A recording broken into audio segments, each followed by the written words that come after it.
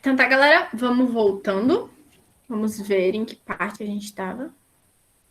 A gente estava em área de cilindro. Vou voltar a apresentar, tá bom? Só para relembrar, então, a área de cilindro é 2 vezes a área da base, mais a área da capa, né? Que é aquele paralelogramo. Então, nós temos 2πr. Vamos para o volume de cilindro. O volume de cilindro calcula-se semelhante aos dos prismas. Sendo assim, multiplica-se a área da base pela altura. Sempre que você pode fazer aquela analogia que você tem um polígono e você puxou uma certa altura, você pode calcular o volume por área da base vezes a altura, tá? Então, para o cilindro você pode fazer isso, para o prisma você pode fazer isso. E aí é importante aquela relação de o volume da pirâmide, um terço do volume do prisma, o volume do cone, a gente vai ver que também é um terço do volume do cilindro, tá bom? Tá. Passou. Então agora a gente vai chegar. O que é um cone? Vamos olhar essa figura. Para mim, o cone, sinceramente, ele me parece uma pirâmide de base circular. É só toda vez que eu vejo um cone eu penso nisso. Ou eu penso num chapéu de aniversário, né? Então tá, a gente consegue perceber o quê? Que a base dela é sempre um círculo, percebam, até no cone oblíquo ali é um círculo, ou uma elipse, né? Isso aqui parece muito uma elipse, né? Mas a base é circular, né? O ponto mais alto é o vértice, isso eles têm em comum com a pirâmide. O ponto mais alto é o vértice, mesmo aqui, ó, que é um cone oblíquo, ele não tá fazendo. O vértice não faz. A projeção do vértice para a base não faz 90 graus. A gente tem que o vértice é o ponto mais alto. Percebam que, assim como o cilindro, a gente não tem polígonos nas laterais, é como se a gente tivesse uma capa também. Nota que aqui a gente até tem o G de geratriz, né? Então, se alguém me pergunta o que é um cone, eu digo que parece uma pirâmide de base circular, que o ponto mais alto é o vértice, tá? E além disso, não sei mais o que eu diria. Cara, sinceramente, eu diria que parece um sólido de revolução. Por quê? Porque se você perceber aqui, ó, parece que tem um triângulo e que se você gira ele, ele vai dar um cone. É o que eu diria. Vamos ver se eu diria mais alguma coisa. Eu acho que não. Vamos ver então o que é um cone. O cone pode ser considerado uma pirâmide de base circular ou elíptica. Também é um sólido de revolução formado a partir de um triângulo rotacionado em torno de um eixo fixo. Tem sentido, né? Agora, a gente convém até lembrar... Cadê? Vamos ver aquela imagem. Ó, convém até lembrar que o triângulo rotacionou, fez o cone, né? Opa, beleza. Agora a gente tem uma classificação dos cones. Quando todas as geratrizes do cone são congruentes e seu eixo central faz um ângulo reto com a base, temos o cone reto. Vamos dar uma olhada na nossa figura principal aqui. O que acontece? Aqui seria a geratriz, né? Nota que o cone, o cilindro, a gente tinha muito aquela coisa da geratriz poder ser igual a H, quando a geratriz fazia 90 graus com a base, né? Só que no cone, a geratriz nunca vai fazer 90 graus com a base, porque a geratriz, ela é sempre o quê? Altura lateral, né? Comprimento lateral, nesse caso aqui. Então, ela nunca vai fazer 90 graus com a base. E ela nunca vai ser igual à altura, certo? Então, o que acontece aqui? O conceito das geratrizes serem iguais é como se a gente pudesse projetar esse cone. Imagina que alguém colocou uma luz contra esse cone e aí apareceu a sombra dele na parede. Vai aparecer o quê? A sombra de um triângulo isósceles. Por quê? Porque nesse caso do triângulo reto, né? Porque você tem que essa geratriz é igual a essa geratriz. Então, você vai ter basicamente isso aqui e esse lado aqui retinho, né? Então, se eu projeto esse cone reto, eu tenho um triângulo isósceles, de lados de geratriz igual, tá bom? Então, é basicamente o que a gente viu aqui, ó, quando todas as geratrizes dos cones são congruentes e seu eixo central faz um ângulo reto com a base. O que é esse eixo central? Significa que se eu projeto o meu vértice, a projeção do vértice, ele dá exatamente no centro da minha base circular. Beleza? Tá. Se são diferentes, temos o cone oblíquo. Vamos dar uma olhada nesse cone oblíquo. Notem que se eu coloco uma luz contra o cone oblíquo e eu projeto na parede uma sombra, isso nunca vai ser um triângulo isósceles. Porque essa geratriz aqui é visivelmente diferente dessa geratriz aqui. Entendeu? Não tem lógica alguma. Além disso, notem que o vértice, se eu projeto aqui, ó, se eu projeto reto, ele vai dar fora do cone. Agora, se eu projeto ele em direção à base, ele não vai dar 90 graus. Então, o cone oblíquo, a projeção do vértice nunca dá 90 graus e as geratrizes são diferentes. Beleza? Agora, convém lembrar de outra coisa, ó. E se a geratriz tem 2 vezes o comprimento do raio, temos o chamado cone equilátero. Vamos dar uma olhada nesse cone equilátero. Ele parece mais gordinho, né? Notem, eu tenho raio aqui. G é 2 vezes o raio e eu tenho o H. Beleza? O cone equilátero é uma daquelas figuras que convém a gente saber sobre as propriedades dela. Por quê? Porque, como eu falei, é o que cai num conceito mais teórico da parte de geometria, né? Eles podem falar cone equilátero, porque aí você já tem algumas informações sobre ele, tá?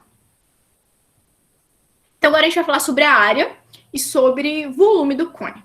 Tá? Falando sobre a área do cone.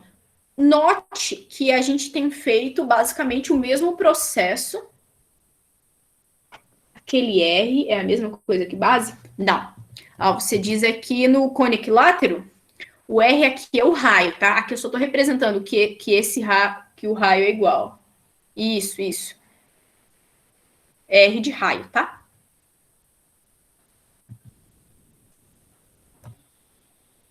Certo. Tá, voltando aqui então à área do cone. Note que a gente tem feito a mesma coisa para calcular a área desde que a gente começou a geometria espacial, que é o quê? Imagina, Mayra, qualquer dúvida pode escrever ali no chat, tá? Que eu respondo. Vou abrir o microfone, Max. Qualquer coisa. A gente tem feito a mesma técnica para calcular a área desde que a gente começou a geometria espacial, que é o quê? Planificação dessas figuras espaciais. Então, novamente, o que a gente faz? Novamente, o que é área? Área é quantidade de superfície. Então, novamente, qual que é a estratégia que nós temos para calcular a área? A gente pega essa estrutura, esse sólido em 3D e planifica o quê? Os elementos que o compõem em 2D para poder calcular a área, tá? Então, aqui... Vou pegar minha garrafa de novo. Agora eu perdi meu pedaço de papel. Tá, vocês conseguem ver a garrafa de novo, né? Eu espero. Agora eu não sei se vai ficar tão bonitinho esse cone. Deixa eu tentar aqui. Vou tentar assim. Notem que a gente tem o quê? Uma base circular e uma capa. Tá? Acho que até... Uma base circular e uma capa. O que acontece? A minha capa, ela vai ao redor da minha base circular. Então, quando a gente planifica, a gente vai planificar base mais capa. Beleza? Então, a gente tem que... Qual que é a área de uma base? πr². Beleza? E aí a gente tem a base dessa capa, que no caso ali está representado um setor circular, tá, galera? Note que a gente tem a mesma situação que a gente tinha no cilindro. Vamos só dar uma volta no cilindro para poder lembrar. Lembra que a gente tinha que esse comprimento aqui dava a volta na minha base, né? Então ele tinha um comprimento de... Ele tinha o comprimento de perímetro, né? 2πr. Aqui nós temos uma situação idêntica. A gente vai ter que o meu setor circular, a minha capa, ela vai dar a volta na minha base, tá? Então, ela tem, aqui tá inclusive mostrando, ela tem comprimento de perímetro, 2πr, tá? E aqui nós temos a geratriz. Na minha capa não tá tão bonita, né? Porque era para ser um setor circular. Mas aqui é a geratriz. Notem outra coisa. Nós não temos informação de altura na área do cone, né? Nós temos informação de geratriz. Isso aqui é só para explicar, essa área do cone aqui já está reformulada, né? Mas, inclusive, lembrando, olhem a apostila, na apostila tá o passo a passo, como que a gente chega nessa fórmula, mas basicamente é a área desse setor circular, mais que é a capa, né? Mais a área da base, tá? Então, olhem na apostila que tá o passo a passo, como a gente chegou nessa forma de organização desta fórmula, tá bom? Então tá. Aí a gente tem que a área do cone é πr, g mais r. Só que, como eu falei, o que a gente não tem informação aqui? Nós não temos informação de altura do cone na área. Então, vamos só dar uma olhada aqui como que a gente poderia saber a altura do cone. Notem que qual é a ideia de altura? A ideia de altura, ela não muda. Ela vai do ponto extremo, se o ponto extremo for uma base, mas no caso aqui o ponto extremo é o vértice, até a minha base. Tá? Então, do vértice à base, fazendo 90 graus com a base. Então, essa é a altura. Note o quê? A altura faz 90 graus com a base. Entendeu? E aí, e a altura vai direto ao centro da minha base circular. Do centro ao extremo do círculo, nós temos o raio. Como está demonstrado aqui, ó. H, nós temos o raio, certo? E se você pensar que do extremo do círculo ao vértice, você tem a geratriz. Então, para achar o H, a altura do cone, a gente pode... Isso aí sai facilmente pelo quê? Por um Pitágoras, né? Que H quadrado mais R ao quadrado é igual a geratriz ao quadrado. Beleza? Então, não esqueçam disso aí.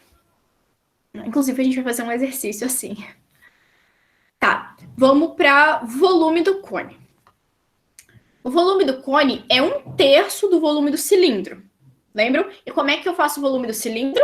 É aquela ideia de base e puxa. Então, área da base vezes a altura. Então, o volume do cone é πr quadrado. Por quê? Porque a base é circular. Base de um círculo, πr quadrado, vezes a altura, h, dividido por 3. Note, para o volume, usamos o h. Para a área, a gente só usa g. Tá bom? Vamos lá, passando. Vamos para o tronco de cone, né? Olhando a figura, novamente no tronco de cone, o que parece? Que cortaram um cone. Parece isso, né? Que eles cortaram um cone. Lembrando daquele conceito que a gente já viu do tronco de pirâmide, o que parece que cortaram paralelamente, realmente, com a base, né? Então, foi um corte paralelo com a base.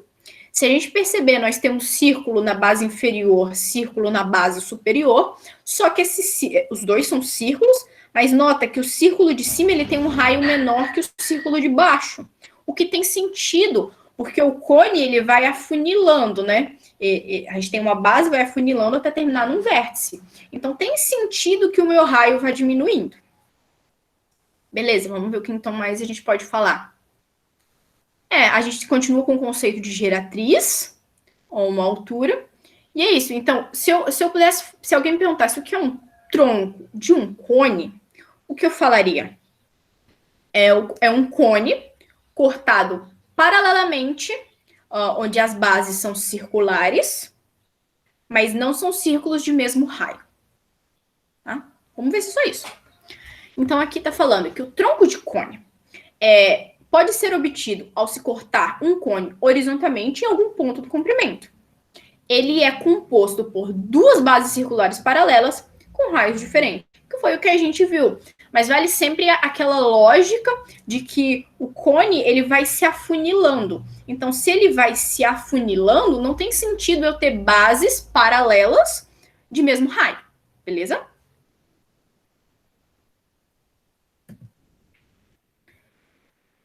Aqui a gente tem a área do cone e o volume do cone, tá? Note, a área, eu tenho a área da base, área de topo e área lateral, porque, novamente, como eu estava falando, a área é área de superfície. Então, aqui não vai ser difícil para fazer um. Deixa eu ver se eu consigo fazer um tronco de cone. Eu acho que um tronco de cone requer muito de minhas capacidades, já não dá para fazer. Mas pensem que vai ser sempre um cone que ele foi cortado, né? Então, a gente tem o mesmo conceito da área do cone. A área do cone é o quê? A área da base mais a área lateral. Só que como você cortou, o que acontece? Você acaba tendo uma área superior também. Então, a gente tem a área da base, a área superior e a área lateral que encapa as duas bases, tá? Que a gente tem, ó, a área da base e a área superior são ambas áreas de círculos. Então, a gente tem, ó, o de círculo maior, que é a área da base inferior, é Rzão, e a de círculo menor da base superior, é Rzinho, tá? E aqui a gente tem a área lateral, né, que considera, novamente, notem, considera a geratriz e os dois raios, tá? Agora a gente vem para volume, o volume do cone, o volume do tronco do cone, né? Galera, o que acontece? Na área, a gente tem muito esse conceito de planifica e soma os elementos de planificação, né? No volume, funciona de forma, assim, semelhante. O que acontece? Você pode pegar uma figura desconhecida de volume, uma figura com volume desconhecido e dividir em figuras de volume conhecido, tá? E, basicamente, o que a gente faz no tronco do cone? Eu não faço a mínima ideia de como que calcula o volume do tronco do cone. Acho que vocês também não devem fazer. Se souber, vou achar incrível. Mas por quê? Porque o que a gente faz para calcular o tronco do cone? O volume do tronco do cone? A gente calcula o volume de um cone grande, por exemplo, aqui. A gente calcula o volume do tronco de Hzão, mas esse Hzinho aqui, o volume desse tronco todo, o volume desse cone todo, né? Com altura Hzão mais Hzinho, considerando o raio Rzão, e a gente subtrai desse cone menor, de raio Rzinho e altura Hzinho, tá bom? É o que está mostrado aqui, ó. O volume do tronco do cone é o volume do cone Hzão mais Hzinho, do cone maior, menos o volume do cone menor, de altura Hzinho, base Rzinho. Tá bom?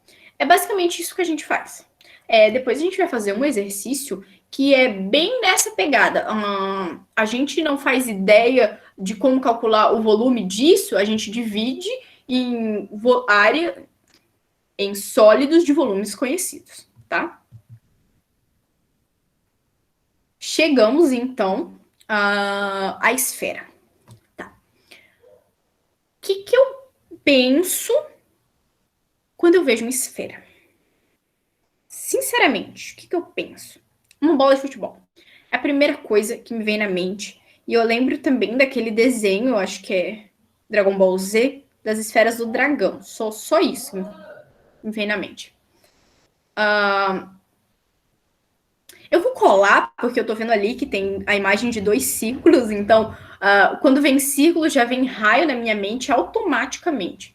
Então, o que eu vejo? Eu imagino que tem muito sentido para mim que a esfera ela tenha a natureza de um círculo, né? Então, se ela tem a natureza de um círculo, ela utiliza o raio por si própria. E outra coisa que me parece muito é que ela é um sólido de revolução também, tá? Então, pensando agora, vamos pensar mais palpavelmente. Vamos pensar numa bola de futebol, por exemplo. A bola de futebol, ela tem aquela carapuça de couro, né? Se for aquelas bolas mais chiques, né? Mas vamos pensar naquela bola mais simples, assim. Ela tem aquela carapuça externa, né? Que corre por aí para poder não estourar na primeira batida.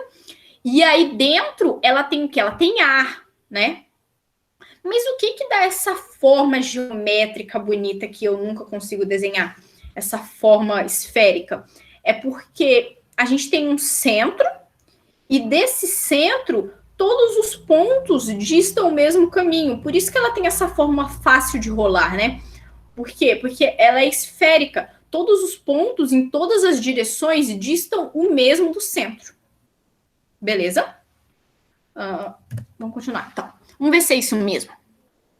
Aqui está falando, então, que a esfera é um sólido de revolução.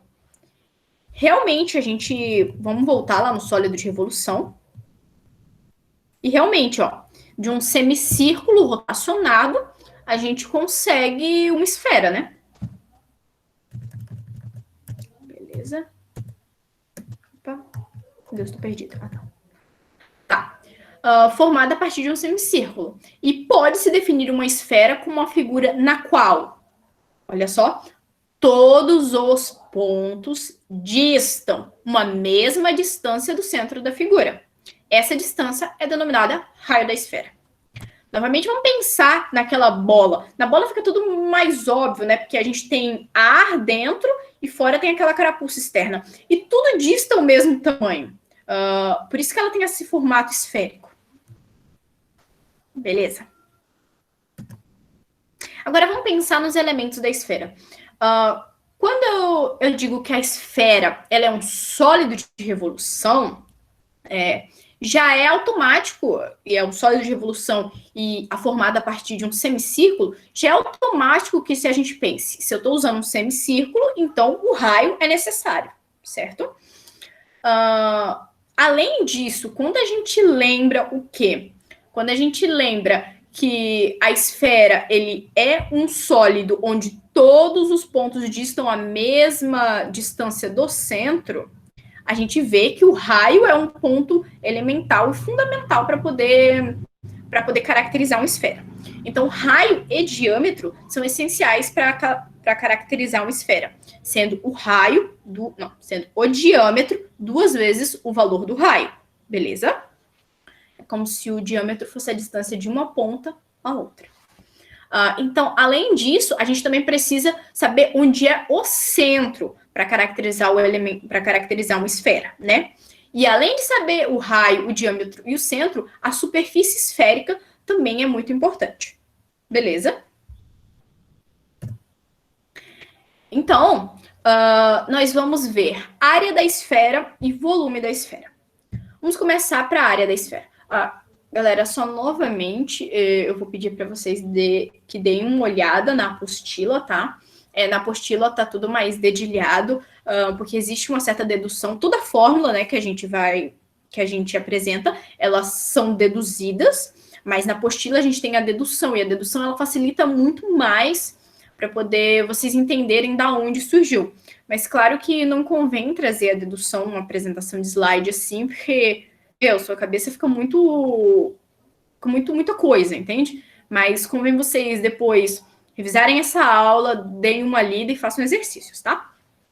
Então, a área da esfera, ela vai ser o quê? 4πr², tá? E o volume da esfera? O volume da esfera, ela vai seguir aquela lógica de ser uma proporção do volume do cilindro, tá? Lembrando, volume do cilindro, área da base vezes a altura, porque eu pego um círculo e puxo. Então, o volume da esfera é 2/3 do volume de um cilindro equilátero. Note, cilindro equilátero. Vamos voltar lá, ver o que é um cilindro equilátero. Cilindro equilátero, fique atento. Cilindro equilátero é um caso especial, onde o cilindro é reto. O que significa um cilindro reto? H é igual a G, ou seja, A minha geratriz faz 90 graus com a minha base, e no caso, a geratriz vale 2Rs. 2R. Então, logicamente, como G é igual a H, meu H também vale 2R. Tá bom? A gente pode também falar que a geratriz é igual ao diâmetro e a altura é igual ao diâmetro da base, tá? Voltando. Beleza. Então, quando a gente fala do volume da esfera, eu tenho 4πr ao cubo dividido por 3. Beleza? Galera, eu termino aqui a apresentação da teoria de geometria espacial. Eu gostaria de saber se vocês têm alguma dúvida.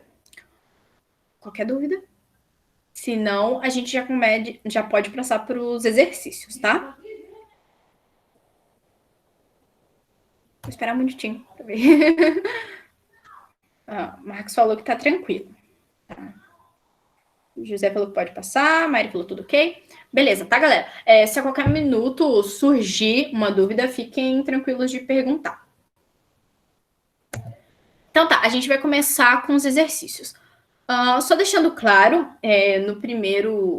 na parte de geometria plana, eu utilizei um exercício já resolvido, né, na apostila, então vocês podem revisar lá, da apostila da aula 7, porque os slides são todos feitos com base na apostila da aula 7. E aqui eu já estou fazendo a lista de problemas, tá? E aí a gente vai fazer o problema 5. Vou ler com vocês. Assinale as proposições corretas. No último inverno, nevou em vários municípios de Santa Catarina, sendo possível até montar bonecos de neve. Engraçado porque isso está acontecendo agora, né? Pode ser no inverno atual. Mas continuando. A figura abaixo representa um boneco de neve cuja soma de raio das esferas que o constituem é igual a 70 centímetros. Tá? O raio da esfera menor é obtido descontando 60% da medida do raio da esfera maior. Então, o volume do boneco de neve considerado é igual a 288 pi decímetros cúbicos. Galera, eu vou dar... Deixa eu ver. 6 minutinhos para vocês fazerem isso, tá? Só um segundo, eu não sei se todos estão com a apostila aberta. Eu vou mandar o link aqui para vocês. Ctrl+C. Para vocês baixarem, que depois a gente vai acabar... Ué? Ah, tá. Depois a gente vai acabar usando, tá? Não vai assim. Depois a gente vai acabar usando, tá? Eu vou deixar... Assim dá para vocês verem ou é melhor apresentado?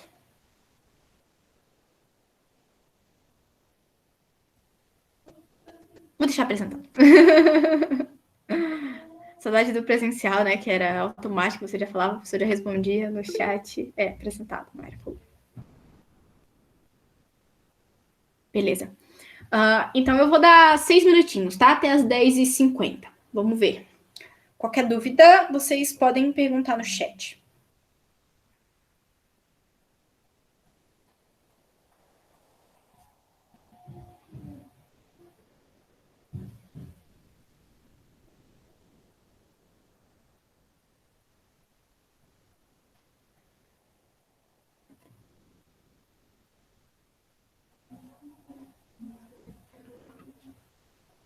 Se vocês não souberem fazer, não tem problema, né? Porque acabaram de ver esse exercício.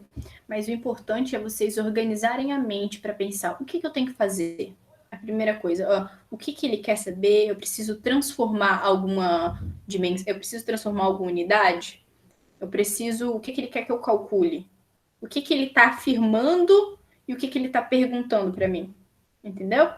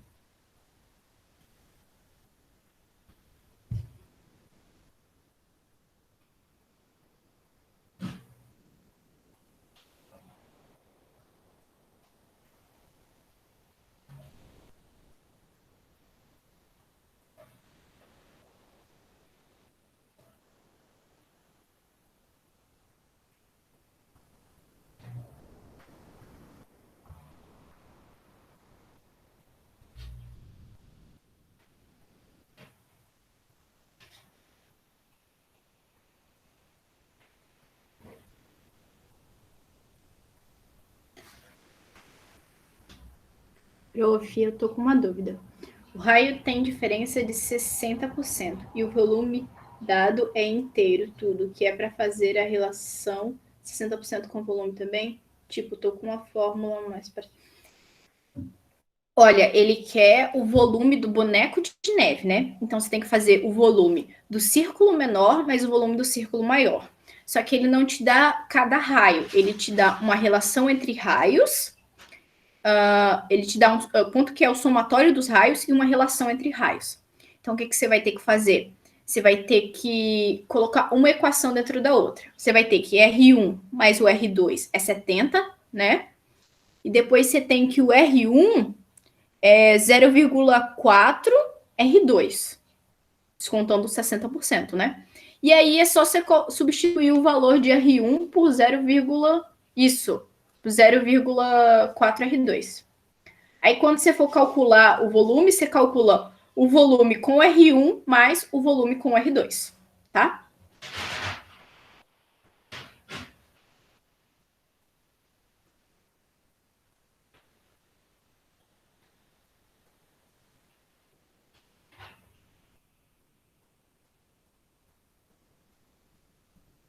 Alguém chegou nessa resposta? Ou ainda não? Estão indo? Estão conseguindo? Você conseguiu entender, José?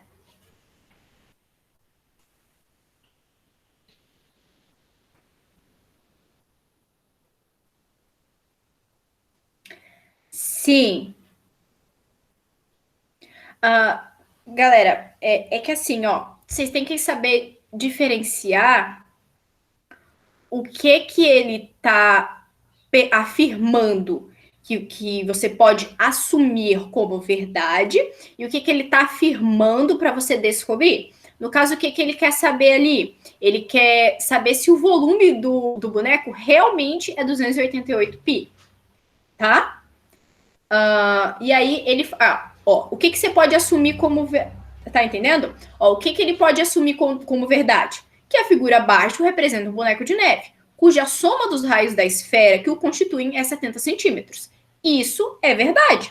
O raio da esfera menor é obtido descontando 60% da medida do raio da esfera maior. Ponto. Acabou a afirmação verdadeira. A partir daí, informação que você tem que julgar se é verdadeiro ou não para saber para a UFSC saber se você sabe ou não. E o que ele quer julgar? Ele quer julgar que você saiba se o volume do boneco de neve é igual a 288 pi. Tá. Entendi.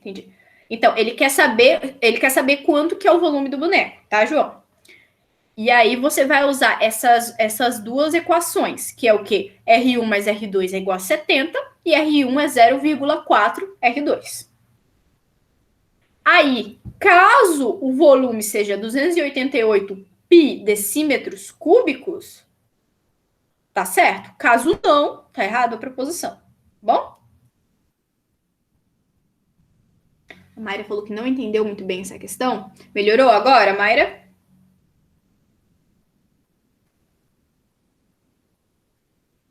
Tá. Vocês querem que. Tá. O João vai tentar continuar. Então, vou dar mais um minutinho, tá bom, João? Você vai organizando aí o que você pensa.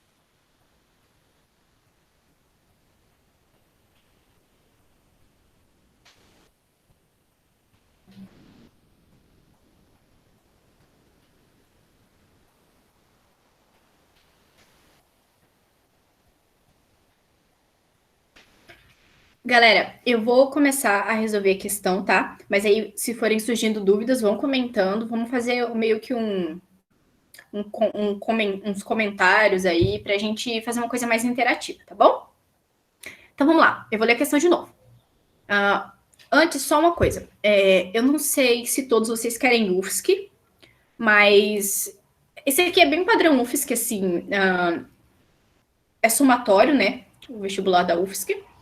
E ele é assim, ele joga informações verdadeiras e aí depois ele joga a informação que ele quer que você saiba, tá? Então vamos lá. A figura abaixo representa um boneco de neve cuja soma dos raios das esferas que o constituem é 70 centímetros. O raio da esfera menor é obtido descontando 60% do raio da medida do raio da esfera maior. Então, o volume do boneco de neve considerado é igual a 288 pi decímetros cúbicos. Sem pensar em toda a estratégia, porque a gente vai ter que adotar uma estratégia para resolver a questão. A gente adota estratégia para resolver qualquer questão.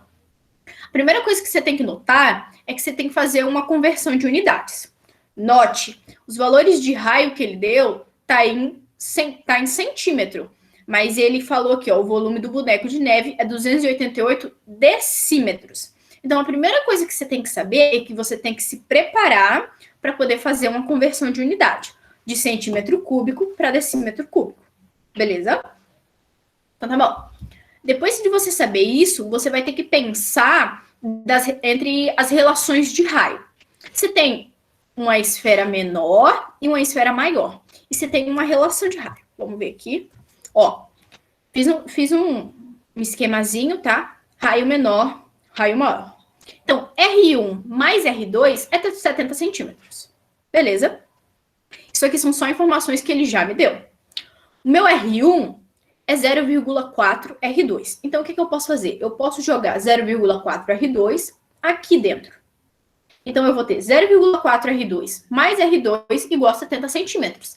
Assim, eu consigo achar o valor de R2 e, logicamente, eu consigo achar o valor de R1, sendo que R1 é 0,4 R2. Beleza? Só que aí, para calcular o volume, o que eu preciso? O volume da esfera é 4/3 de πr ao cubo, né?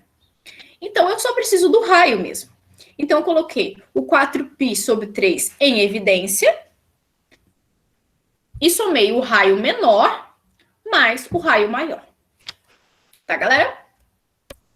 Olha aqui, ó. Fazendo essa continha, tá entendendo? Fazendo essa continha, eu cheguei em que R1 é 20 centímetros, R2 é 50 centímetros. Utilizando... Opa! Spoiler da próxima questão. Utilizando esta fórmula, eu cheguei que o meu VBN dá isso aqui. Só que note, eu estou em centímetros cúbicos. Ele não... meu celular descarregou. Gente, espera só um segundo. Eu vou só colocar o outro celular aqui no chat para poder ver vocês, tá?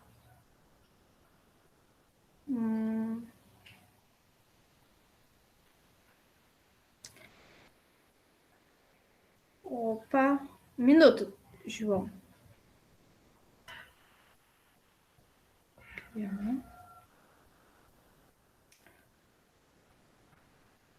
Falar igual aquelas pessoas mais velhas. Esse celular de hoje em dia descarrega com tudo, né?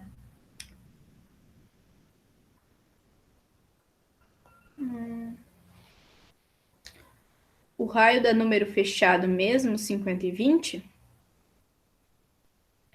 dá sim, João. Você pode tentar zero... não, José, perdão. Não dá a mesma coisa, tá? Certo. Um segundo. Putz. Peço perdão, eu não achei que o meu celular ia descarregar. Tá sem conexão com a internet aqui. Um minutinho só.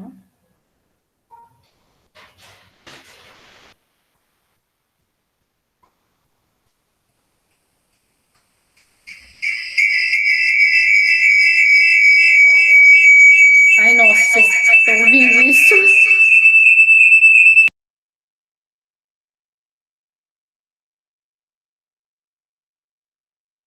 Beleza? Acho que ficou mudo agora. Chat. Só foi pra acordar todo mundo. Gente, me desculpa, tá? Eu achei que a minha bateria ia dar, mas esses celulares de hoje em dia, né? Parece que eu tenho uns 50 anos falando isso.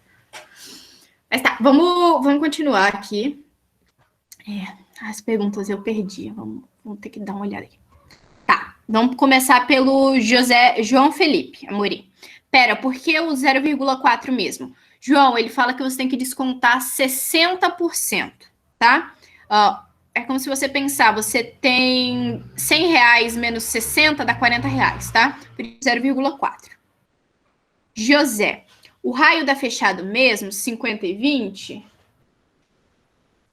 Conseguiu entender, João? Dá sim, José. Você pode tentar fazer, tá? Mas fazer a conta, mas dá isso mesmo, não se preocupe. Prof, você fez o volume do boneco de neve só usando a fórmula de um volume. E no lugar dos raios, não. Marcos, não é uma relação linear. Você tem um valor ao cubo, tá? É diferente. Então, você tem que achar o valor do raio 1 e achar o valor do raio 2. O que eu fiz é colocar em evidência. Vocês já sabem o que é colocar em evidência? Ou ainda não? Sim? Então tá. Certo. Deixa eu voltar a apresentar aqui.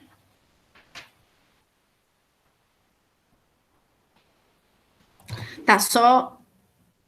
Aqui, ó. Eu coloquei 4π sobre 3 em evidência, né? Isso aqui é como se eu tivesse colocado 4π sobre 3 R1 ao cubo, mais 4π sobre 3 R2 ao cubo. Galera, quando você tem um valor ao cubo assim, tá? Isso aqui não é uma relação linear. Por exemplo,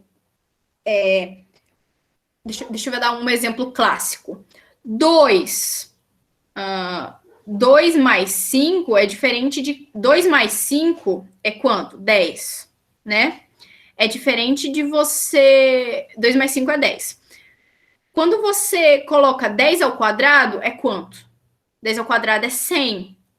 2 ao quadrado mais 5 ao quadrado é quanto? 2 ao quadrado é 4. 5 ao quadrado é quanto? 25. Dá 29, não dá 100. Entendeu? Quando a relação passa de linear para não linear, você já não pode fazer essa soma. Beleza, Marcos? Aqui você tem ao cubo aí que não pode fazer mesmo. Então tá, galera, eu parei aqui nessa parte, antes do meu celular da pau. A gente chega nesse valor aqui em centímetros cúbicos, ok? Só que agora a gente tem a conversão de unidade de centímetro cúbico para decímetro cúbico. Ou seja, 1 centímetro cúbico é 10 a menos 3 decímetro cúbico. Multiplicando, né, esse valor aqui, vocês podem fazer uma simples regra de 3, tá? Alguém tem dúvida em regra de 3? Acho que não, né? Vocês... Se tiver, não tem problema, pode perguntar. E aí a gente chega que o volume do boneco de neve é esse valor aqui, que é diferente do que foi apresentado. Só um segundo. Que é diferente do valor apresentado de 288 pi. Então, essa afirmativa é falsa. Marcos está perguntando como que eu descobri o R2. Marcos, aqui, ó. O que o meu exercício me fornece? Ele me fornece que o somatório dos raios, R1 mais R2, é 70 centímetros, tá? E o que ele me dá, além disso? Ele me dá uma relação entre R1 e R2. Que o meu R1 é 0,4 R2. Então, aqui, ó, eu tenho R1 aqui. Eu posso substituir esse valor de R1 para o 0,4 R2, tá? Então, eu teria R2 mais 0,4 R2 é igual a 70 centímetros. Então, eu teria que 1,4 R2 é igual a 70 centímetros. Passando 1,4 e dividindo, eu teria que R2 é igual a 70 dividido por 1,4. Então, nós chegamos nisso aqui, que R2 é 50 centímetros e R1 é 20 centímetros. Conseguiu entender, Marcos?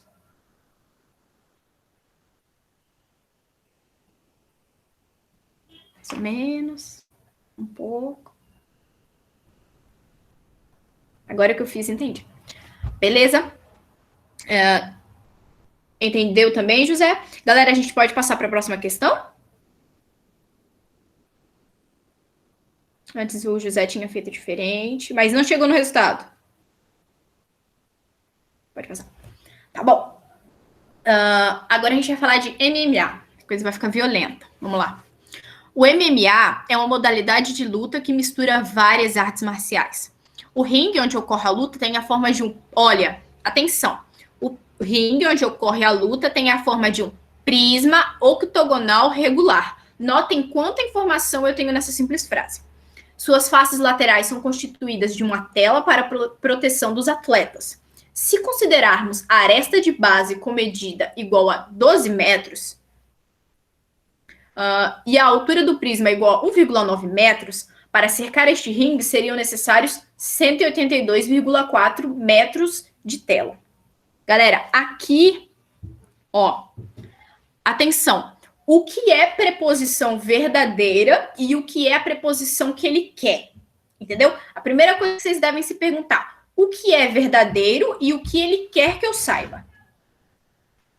Se considerarmos que a aresta de base com medida igual a 12 metros e a altura de prisma igual a 1,9 metros, para cercar este ringue seriam necessários 182,4 metros de tela.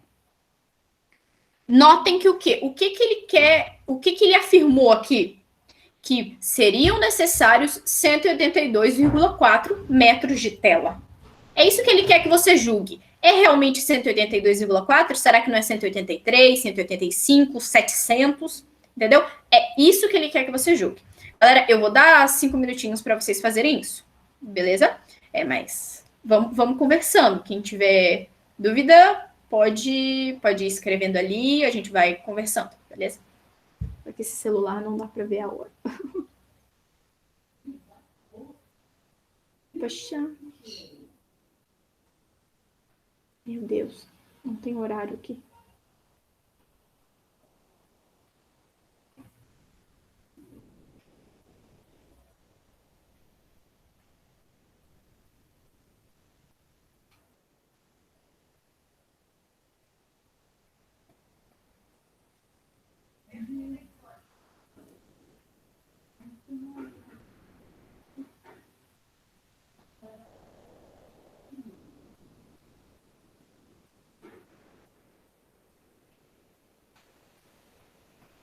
Galera, eu vou precisar me ausentar por um segundinho. Eu vou deixar apresentando aqui, tá?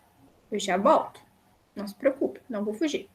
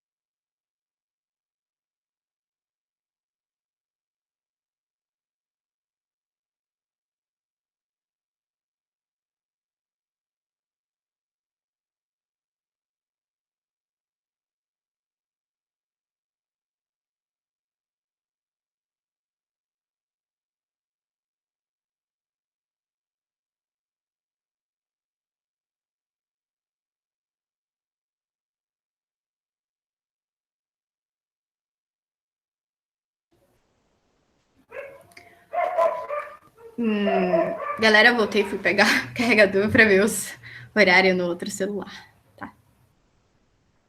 E aí, como é que tá indo? Tô conseguindo fazer?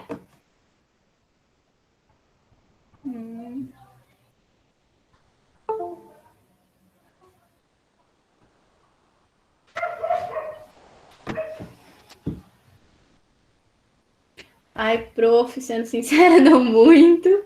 José tá indo.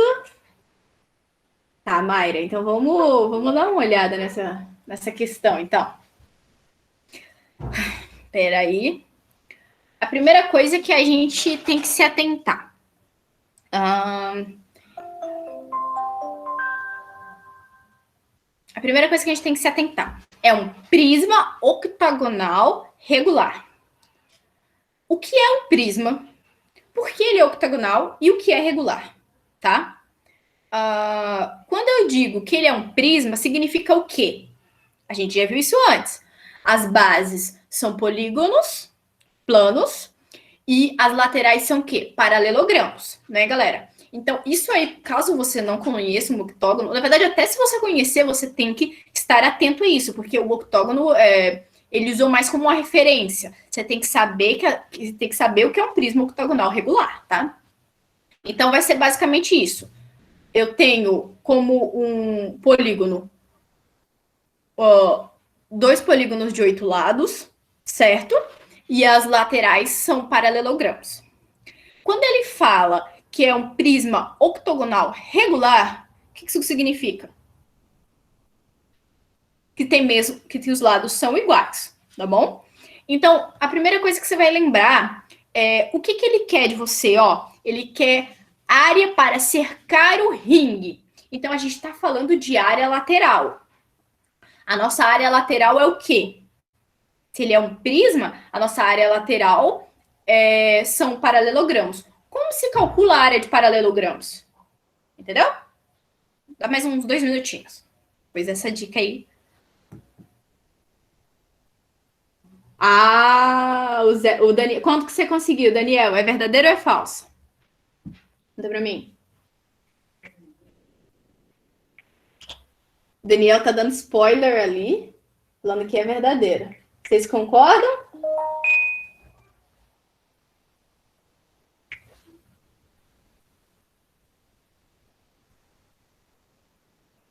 O João também falou que é verdadeiro. Eu também acho que é verdadeiro, hein? Alguém discorda? Então vamos passar, galera. Vamos dar uma olhada nessa questão, beleza? Olha, aqui tem um octógono bonitinho, tá tendo até uma luta. Só não sei quem são os lutadores. Vamos lá. Aqui, ó, eu coloquei as dimensões que ele deu ali, ó. Altura 1,9, comprimento de 12 metros. Então, ele quer a minha área lateral. Dando um zoom ali, ó.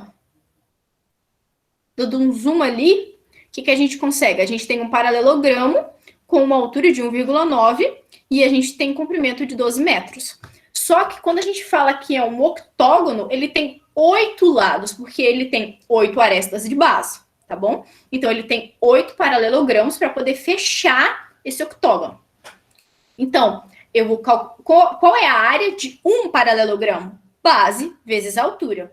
Quando eu penso na área lateral, eu vou pensar na área de 8 paralelogramos. Então, 8 vezes a base vezes a altura. Quanto que é a base? 12 metros, 12 metros. Quanto que é a altura? 1,9 metros. Então, nós chegamos que a área lateral é de 182,4 metros. E que essa proposição é verdadeira, né? Muito bem.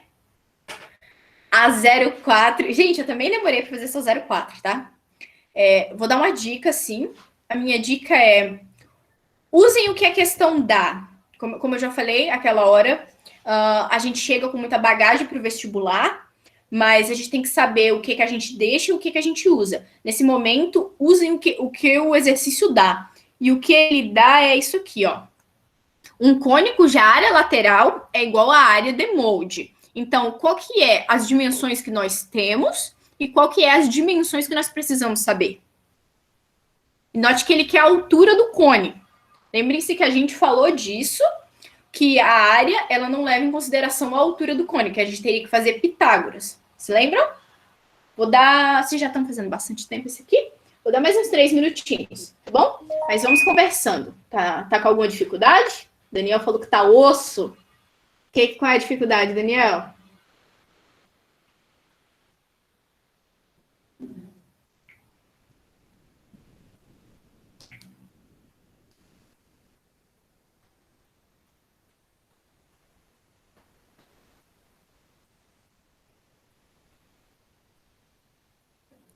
Prof, onde está a fórmula para aquela questão? Fui procurar, mas aparentemente só tinha achado onde era a resolução do exercício pronto. Aí não continuei por lá.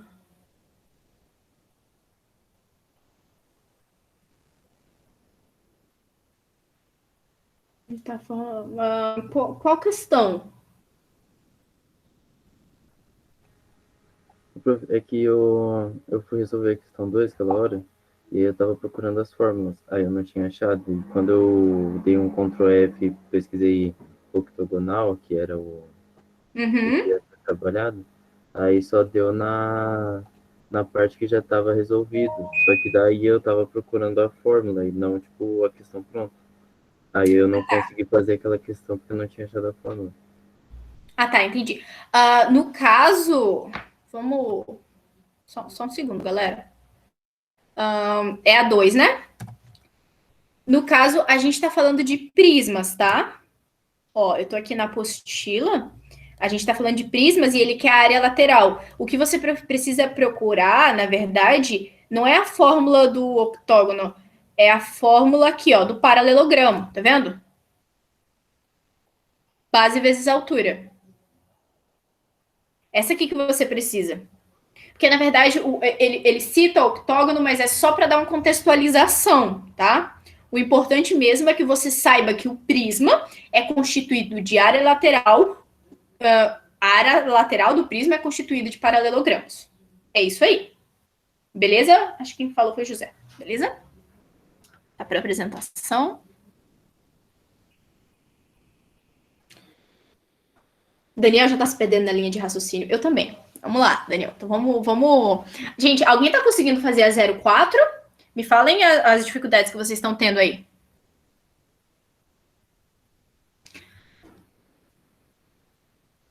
Ninguém tá tendo dificuldade. Tudo é uma dificuldade, né? Eu imagino. Vamos lá. Então tá. Primeira coisa. Qual que... Ó, a gente tem um sólido ali. Ali ela tem um molde. O molde é um semicírculo. Tudo bem. E a dona Maricota... Vamos ler de novo, né? Resolveu confeccionar. Cortou um molde com a forma de um semicírculo cujo raio mede 20 centímetros. Ao montar o molde, com o auxílio de um adesivo, gerou um cone cuja área lateral é igual à área do molde. Desta forma, a altura desse cone é igual a 10 raiz de 3 centímetros. Vamos fazer a primeira pergunta. O que ele quer? Ele quer saber a altura do cone. Beleza? O que ele te dá? Ele te dá as informações que são o raio da semisfera, ele te dá a informação de que a área da semisfera é igual... Semisfera não, gente. Semicírculo, perdão. A área do semicírculo é igual à área lateral do cone. E isso é só o que ele te dá. Só que aí, a área, ela não relaciona com a altura, certo? A gente viu isso quando a gente falou de cone. A gente tem que relacionar... A gente relaciona a altura fazendo Pitágoras entre raio da base e geratriz. Então, nós vamos precisar de duas coisas do cone. O raio da base e a geratriz. O raio da base, a gente tem essa informação? Me respondam, por favor, no chat ou abram o áudio.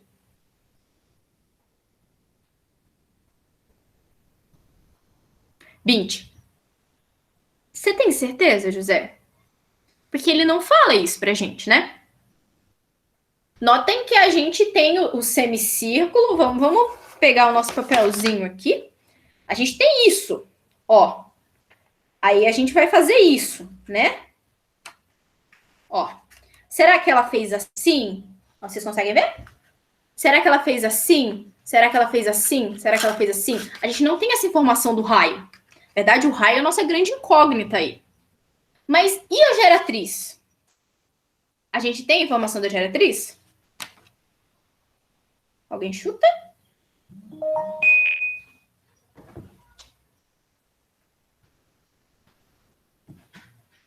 Ninguém chuta? Exatamente, Daniel. A geratriz vale 20 centímetros. Por quê? Presta atenção. O raio, eu não tenho certeza se vale. Por que eu não tenho certeza? Porque eu não sei se ela fez assim, se ela fez assim. Mas a geratriz, ela vai valer. Por quê? Porque por mais que ela faça, ó, o ponto máximo é o quê? Esse comprimento aqui, que vai ser o quê? O raio da minha semicircunferência. Então, a geratriz vale 20 centímetros, que é o valor do raio. Já o raio, eu não sei. Galera, para mostrar isso aqui, como tem muita lógica, eu vou até voltar nos slides, ó. Vamos voltar em cone aqui. Olha aqui. Notem, isso é basicamente isso aqui que ela tem, ó.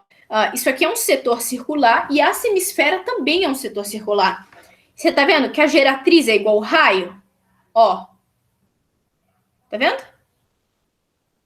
Então, vamos voltar lá. Certo. E aí, agora a gente precisa descobrir esse raio. E o que a gente tem que fazer? E o que a gente tem que fazer? Vamos, acho que eu vou colocar aqui que fica mais fácil. Ó, a gente tem esse aqui, a gente tem o raio, né? E a gente tem que a geratriz é igual ao raio da semicircunferência. Outra informação que a gente tem é que a área lateral do cone é igual à área do semicírculo. Então, a gente pode igualar. Quanto que vale a área lateral do cone? A gente já viu, quando a gente planifica, fica o quê? Π, raio do cone, geratriz do cone. E qual que é a área do semicírculo? πr ao quadrado dividido por 2. Notem que o π, ele vai se cancelar. O raio da semicircunferência é igual à geratriz. Então, eu vou acabar ficando que o raio do cone é igual ao raio da semicircunferência dividido por 2. E aí, deixa eu ver, a gente chega nisso aqui, ó. Raio do cone é o raio da semicircunferência por 2. Geratriz é o raio da semicircunferência, tem o mesmo valor que o raio da semicircunferência, mas o que eu quero saber mesmo é o H, entendeu? E aqui a gente pode fazer um simples teorema de Pitágoras. Lembrando que o teorema de Pitágoras é a soma dos catetos ao quadrado é igual à hipotenusa ao quadrado. Então, nós temos que h ao quadrado mais o raio do cone ao quadrado é igual à minha geratriz ao quadrado. Chegamos nisso aqui, né?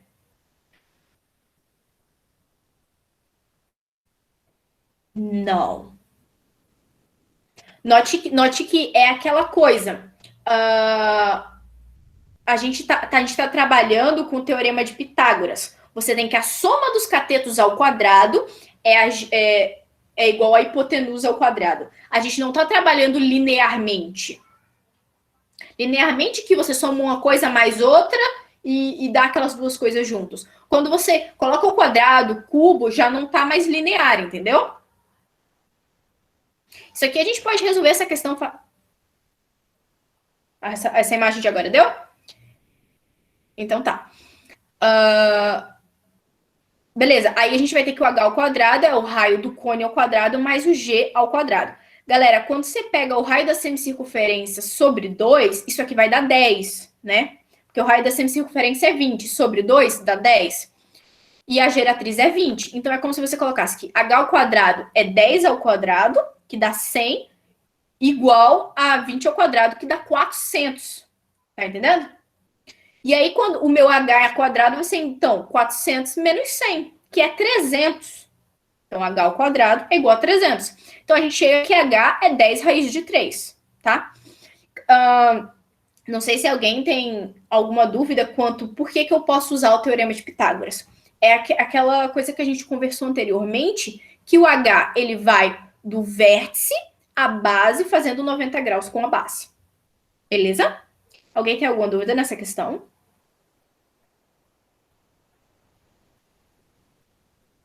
Tudo certo, agora o José entendeu. Marcos entendeu, ele estava com dúvida. Daniel deu certo.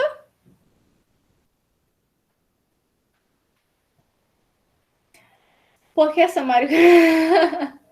Eu também acho, eu também não entendo.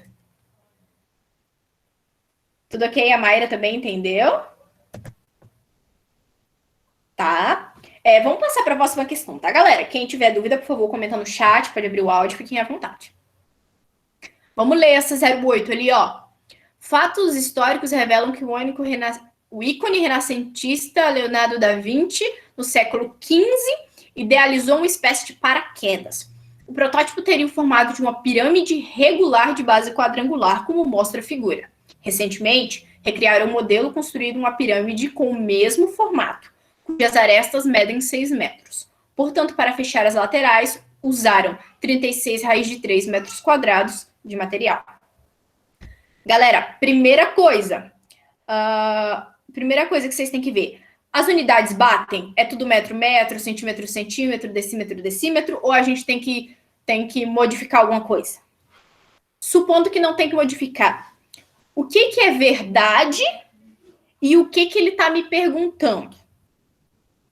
Tá? Atenção nisso. Beleza. Aí a gente vai para o conteúdo teórico. Lê novamente e aí a gente se pergunta: o que é uma pirâmide regular de base quadrangular? Entendeu? Você saber o que é uma pirâmide regular de base quadrangular é essencial, ok? Então, olhem a figura, pensem um pouco sobre isso. Eu vou dar 5 minutinhos para vocês, tá bom?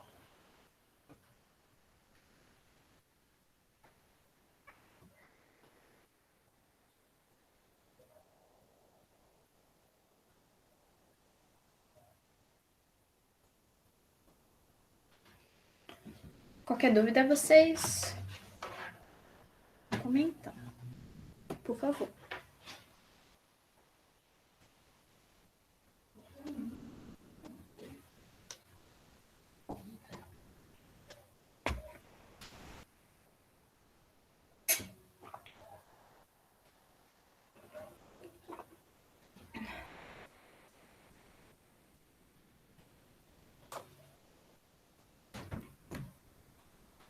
Eu nem vi horário para poder contar 5 minutos.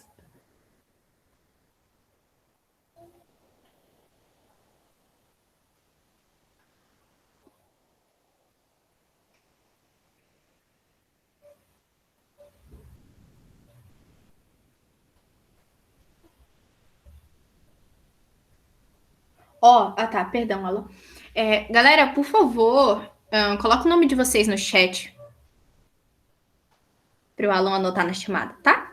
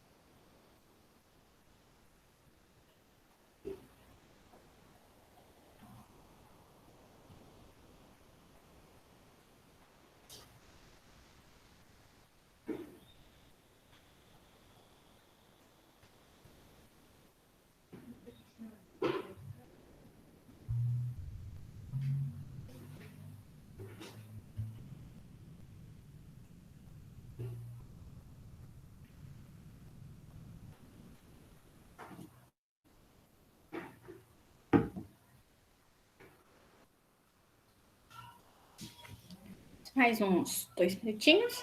Tá tendo alguma dificuldade? Ou tá tudo saindo de letra? Não conseguindo fazer?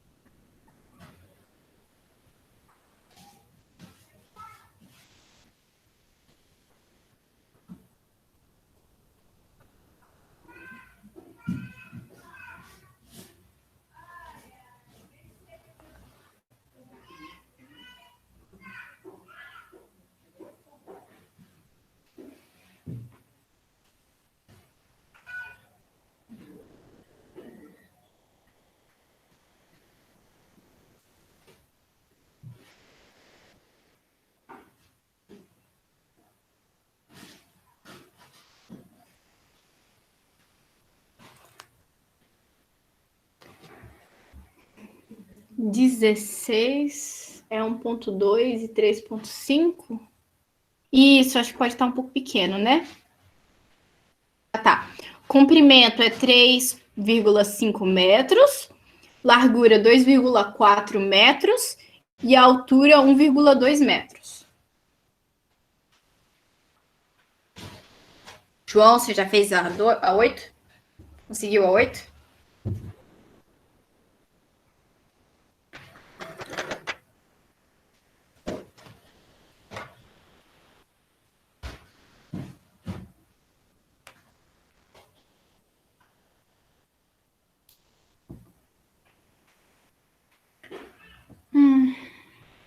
Galera, então se ninguém tem dúvidas, eu vou fazer a 8, beleza? Vamos dialogando então, ó. Eles estão falando que eles usaram 36 raiz de 3 metros quadrados. Então, e que, aqui, ó, cujas estas medem 6 metros. Então, a gente não precisa fazer nenhuma transformação de unidade. Vamos dar uma lida de novo. O protótipo teria o formato de uma pirâmide irregular de base quadrangular, como mostra a figura. Essa figura, né? Recentemente recriaram um modelo construído uma pirâmide com o mesmo formato, cujas arestas medem 6 metros. Portanto, para fechar as laterais, usaram 36 raiz de 3 metros quadrados de material. O protótipo até 6 metros é verdade. É informação fornecida pela questão. Para fechar as laterais, que eles usaram 36 raiz de 3, essa é a pergunta. Então, a gente quer saber o quê? Área lateral. Notem que quando eles trazem informação de pirâmide... Cadê? Pirâmide, prisma, eles pedem bastante sobre área lateral. Por quê? Porque quando a gente tem uma pirâmide, a nossa área lateral é formada... Amanda perdeu a conexão, mas voltou. Amanda, você tem que mandar o seu nome para a chamada, tá? Continuando. Quando eu tenho pirâmide, a minha base, a minha área lateral, ela é formada de triângulos. Então, uma pirâmide regular de base quadrangular, a gente tem área lateral de triângulos e uma base de quadrado. Beleza? Lembrando que ela é regular. O que regular significa? Tem todos os lados iguais. Ó, então, a gente tem as arestas medem todas 6 metros, tá? Então, se a gente tem as arestas todas de 6 metros, a gente pode pensar, então, que é um triângulo equilátero. Certo, galera? A gente tem os lados todos de 6 metros.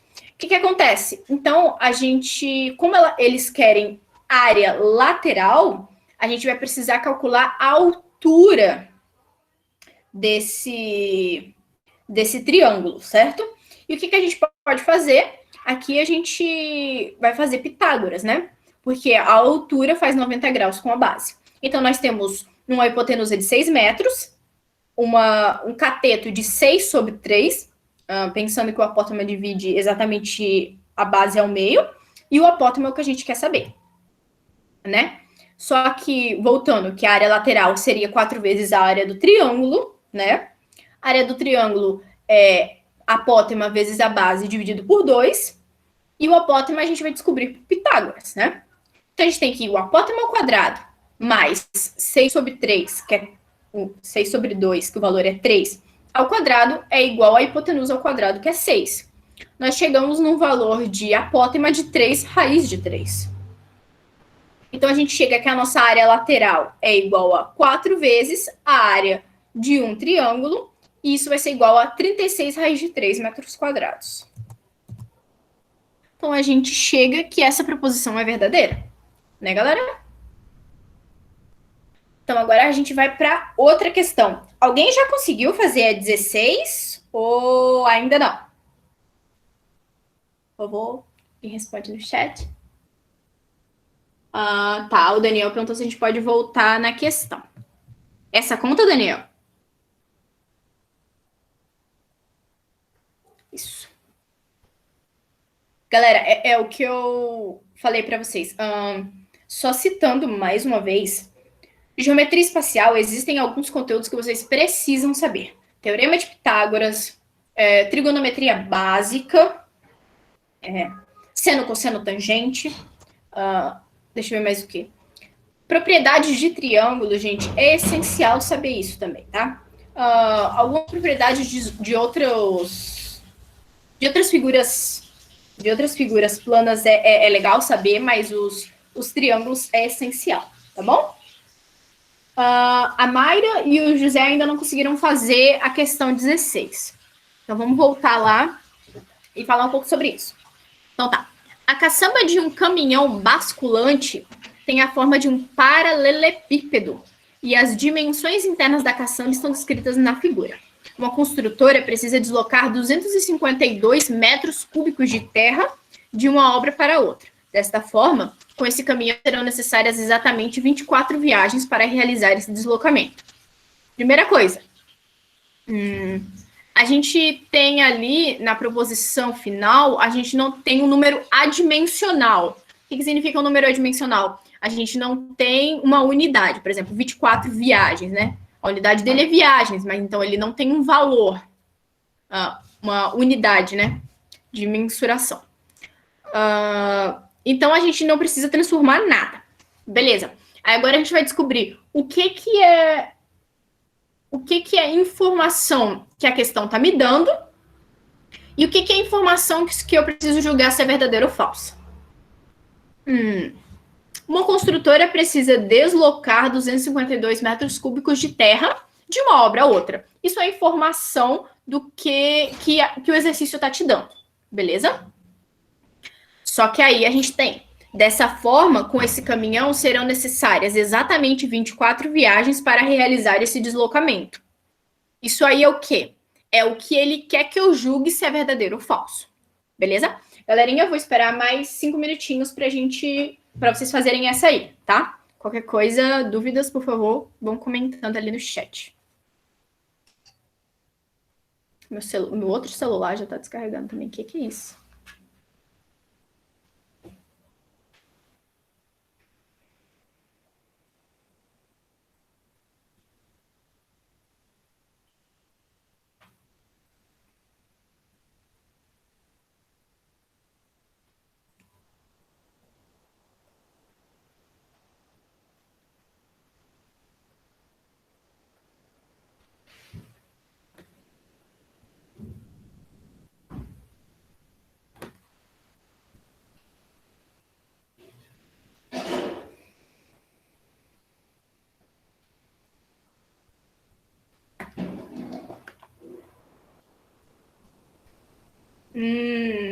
O Alan tá falando que a gente só tem mais 10 minutinhos de aula restante.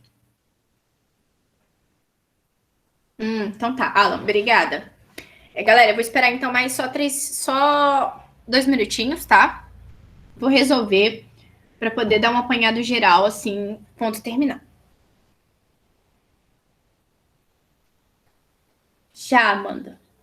Mas foi quando você voltou. Mas acho que você pode dar o seu nome aí pro Alan, que ele anota, né?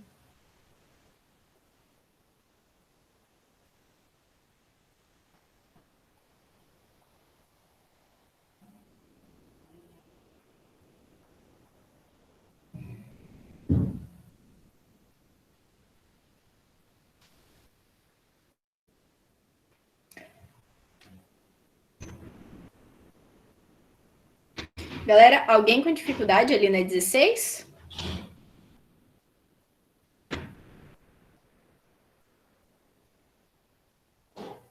Nenhuma dificuldade. A 16 é dificuldade, né?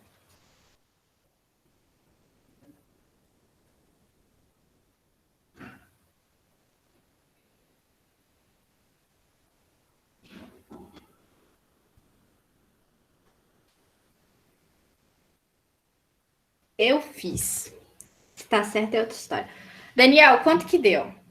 É verdadeiro ou é falso? João também. Mas e aí, é verdadeiro ou é falso? 25 viagens, Daniel, então é falso. Você, João, quanto que deu? O da Mayra deu falso, o do João deu 21. Então é falso também, né? Então vamos tentar fazer, então, isso aqui. Tá, galera, a gente tem um poliedro aqui, né?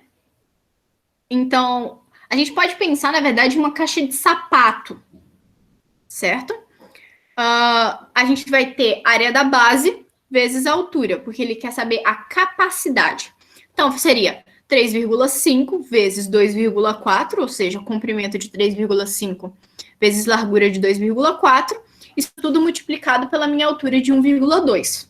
A gente chega que o volume da caçamba é de 10,08 metros cúbicos. Como a gente quer saber o número de viagens, a gente tem que pensar que o caminhão ele vai levar um pouco de carga a cada viagem. Então, o que a gente pode fazer? A gente divide 252, que é o valor que ele quer levar de uma obra para outra, pela capacidade de cada viagem. Assim, a gente tem um número de viagens que ele vai precisar. E o número é 25,0407 viagens. Então, significa que a preposição é falsa. Alguma dúvida nisso aqui? Onde que o João errou?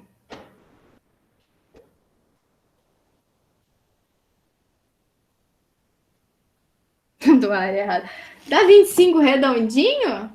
Eu acho que dá para considerar, né? Não sei, deixa eu ver. Quando eu fiz...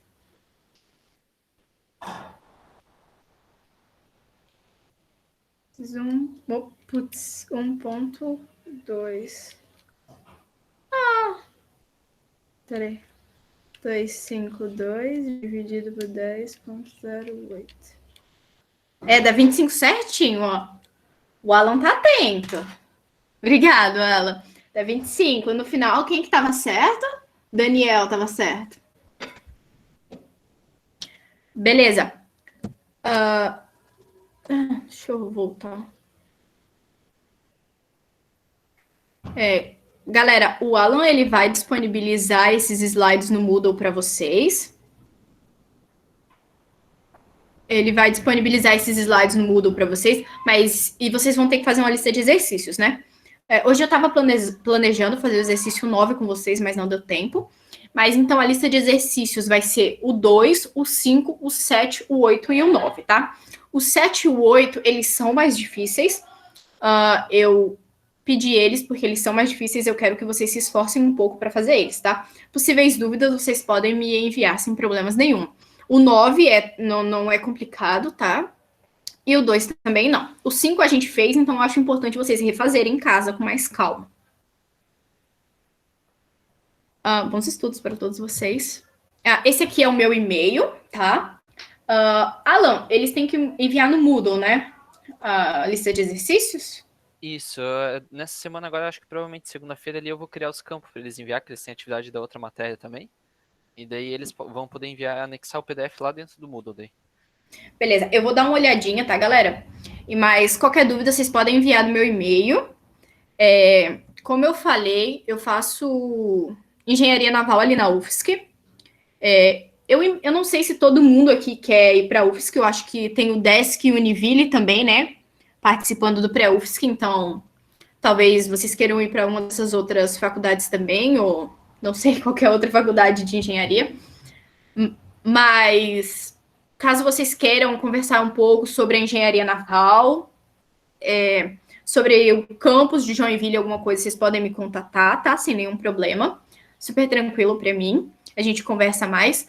Qualquer dúvida sobre essa aula, conversem comigo. Mas a minha sugestão é ler uma apostila. A apostila tá muito boa. Não só porque eu fiz. Tem as monitorias também.